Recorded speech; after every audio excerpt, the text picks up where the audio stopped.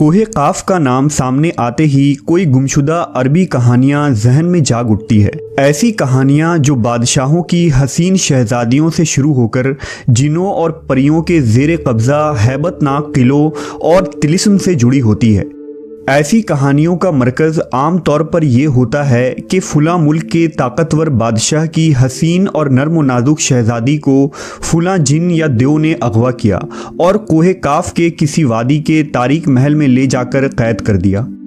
इस तरह की कहानियां हिंदुस्तान, ईरान और अरब इलाकों के अफसानवी और अदबी किताबों में अहम मकाम रखती है। तहरीरी शक्ल में मौजूद होने के अलावा ये दास्तानें सीना बसीना रिवायतों की शक्ल में भी मुंतकल हुई हैं।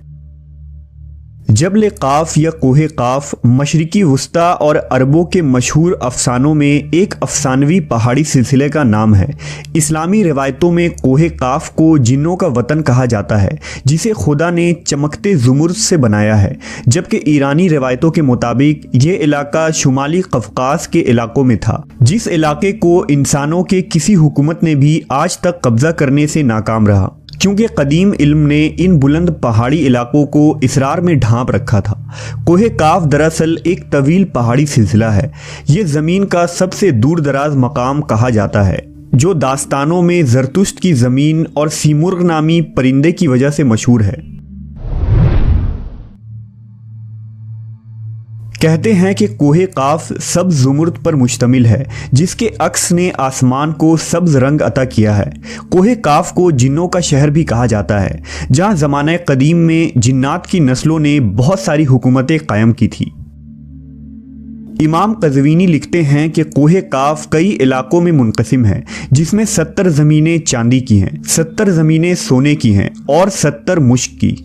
अरबी किताबों के मुताबिक काफ पहाड़ी सिलसिलों में सबसे ऊंचा था, जो अल्लाह की तरफ से ज़मीन को सहारा देने के लिए बनाया गया था, और इस दुनिया में जितने भी पहाड़ी सिलसिले हैं, तमाम सिलसिलों की शाखें ज़ेर ज़मीन कोह काफ से जुड़ा है। इस तरह कोह काफ, जो इस ज़मीन का सबसे बड़ा पहाड़ है, तमाम पहाड़ी सिलसिलों का मरकज़ है। ज़करिया अल क़ज़वीनी ने 13वीं सदी में अजाइबुल मखलूक़ात व गराइबुल मौजूदात नामी एक किताब लिखी थी, जिसमें उन्होंने कॉस्मोलॉजी के मुताबिक ये नज़रिया दिया है कि आसमान को खुदा ने थाम रखा है ताकि वो ज़मीन पर ना गिर पड़े। इस ज़मीन के चारों तरफ पहाड़ों का एक तवील सिलसिला है, जिसमें कोह काफ भी शामिल है, जो उन सिलसिलों को खूंटी की तरह अपनी जगह पर रखता है। इसी तरह मशहूर सूफ़ी बुज़ुर्ग जलालुद्दीन रूमी ने अपनी तहरीरों में कोह काफ का जिक्र कुछ यूँ किया है कि ताकतवर बादशाह सिकंदर ज़ुल्क़रनैन ने आब हयात की तलाश में मशरिक़ का सफ़र किया था। इस सफ़र के दौरान आप कोह काफ तक जा पहुँचे थे। जब आप कोह काफ पहुँचे तो आपने देखा कि वहाँ फ़रिश्ता इसराफील क़यामत के दिन सूर फूंकने का इंतज़ार कर रहे हैं।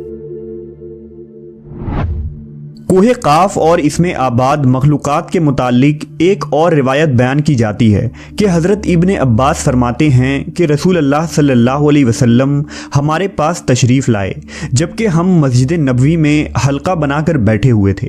हमें आप सल्लल्लाहु अलैहि वसल्लम ने फरमाया, क्या कर रहे हो? हमने अर्ज़ किया, हम सूरज के मुतालिक गौर कर रहे हैं कि वो कैसे तुलू होता है और कैसे गुरूब होता है। फरमाया, तुमने अच्छा किया, इस तरह से मखलूक में फ़िक्र करो, खालिक में फ़िक्र ना करना, क्योंकि अल्लाह जिसके लिए जो चाहता है पैदा करता है। तुम इससे ताज्जुब करो कि कोह काफ से आगे 7 समुंदर हैं। हर समुंदर 500 साल सफ़र करने के बराबर तवील है, और उसके आगे 7 ज़मीनें भी हैं, जिनका नूर उनके बासियों के लिए चमकता है।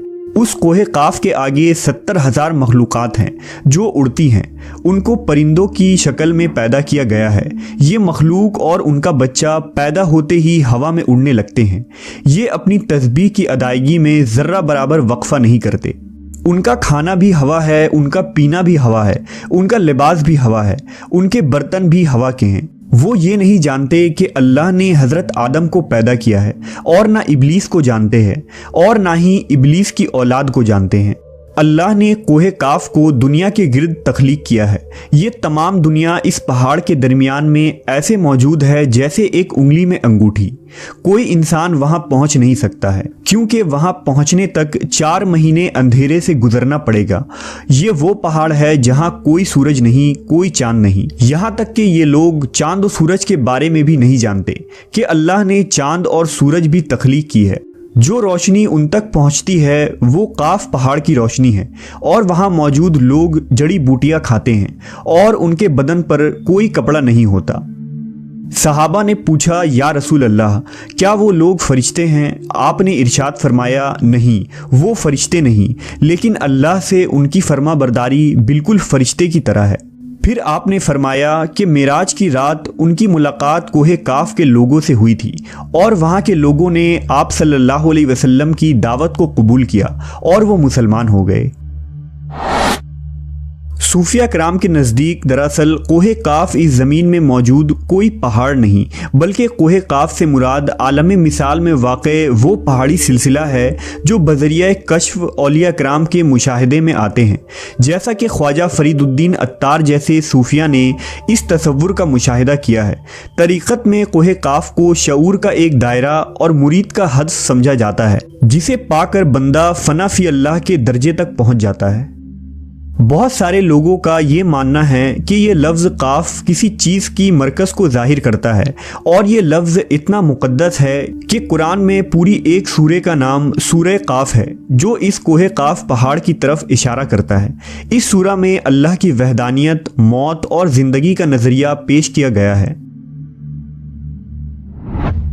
کوہ کاف جغرافیائی اعتبار سے ہماری اس زمین میں کہاں موجود ہے، اس کے متعلق مختلف نظریات پائے جاتے ہیں۔ زیادہ تر مورخین کا اس بات پر اتفاق ہے کہ عربی داستانوں کی کوہ کاف دراصل موجودہ روس میں قفقاز یعنی ماؤنٹ کوککس نامی ایک پہاڑی سلسلہ ہے۔ یہ علاقہ یورپی روس میں بحر اسود اور بحر قزوین کے درمیانی حصہ ہے، جس میں آرمینیا، آذربائیجان، داغستان، روس اور چیچینیا جیسے ملک شامل ہیں۔ یہ علاقہ قدرتی حسن سے مالا مال ہے، جہاں جانوروں اور پرندوں کی بے شمار اقسام پائی جاتی ہیں۔ جھیلیں، آبشاریں اور چھوٹے چھوٹے چشمے دیکھ کر ایسا معلوم ہوتا ہے گویا جنت زمین پر اتر آئی ہے۔ یہاں انسانی آبادی بہت ہی کم ہے۔ یہ پہاڑی سلسلہ ایشیا کو یورپ سے جدا کرتا ہے۔ اگر کوہ کاف کو خلائی سیٹلائٹ سے دیکھا جائے تو یہ علاقہ سفید پٹی جیسا نظر آتا ہے، جبکہ بعض محققین کا خیال ہے کہ کوہ کاف انٹارکٹیکا کے ان ویران اور برفیلے علاقے میں موجود ہے جو ہمیشہ بادلوں اور اندھیروں سے ڈھکا ہوتا ہے، جبکہ کچھ لوگ قدیم دور کے اٹلانٹس سٹی کو ہی کوہ کاف قرار دیتے ہیں جو کسی بڑے عذاب کی وجہ سے تباہ ہو چکا ہے۔ جدید فزکس کی نئی دریافت یعنی ڈائمینشنز بھی کوہ کاف کو سمجھنے میں آسانی پیدا کر سکتی ہے۔ دراصل فزکس کی جدید تحقیق کے مطابق ہماری اس کائنات میں کل 11 ڈائمینشنز وجود رکھتے ہیں، جبکہ ہم انسان صرف 3 یا 4 ڈائمینشنز میں زندگی گزار رہے ہیں، کیونکہ ہم ٹائم اور اسپیس کے قید میں زندگی گزارتے ہیں۔ ان مزید 6 ڈائمینشنز میں کتنے ستارے، سیارے اور دنیا آباد ہیں، اس کا علم صرف اللہ تبارک و تعالیٰ کو ہی ہے۔ محققین کے مطابق ارواح کی دنیا، عالم برزخ اور جنت و جہنم انہی ڈائمینشنز میں موجود ہیں جن میں انسان موت کے بعد داخل ہوتا ہے۔ ممکن ہے کہ کوہ کاف بھی انہی 11 ڈائمینشنز میں سے کسی ایک ڈائمینشن میں موجود ہو جہاں نسل انسانی کا قدم رکھنا ناممکن ہے۔